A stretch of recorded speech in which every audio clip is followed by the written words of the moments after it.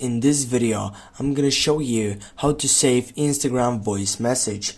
Firstly, as you open up a chat selection with someone and you wanna take off that selection to save the voice session or the voice message, what you can do when you get into that side selection, as you go on that side, you need to tap and hold on it, and as you can see, there is no option to simply get and save that section.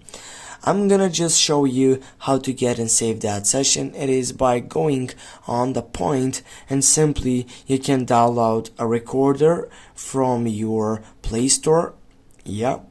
From Google Play Store, and after you got your recorder you can take it on and then you can simply record that voice message, and you can go edit the session which you want and get the full sight of that voice message.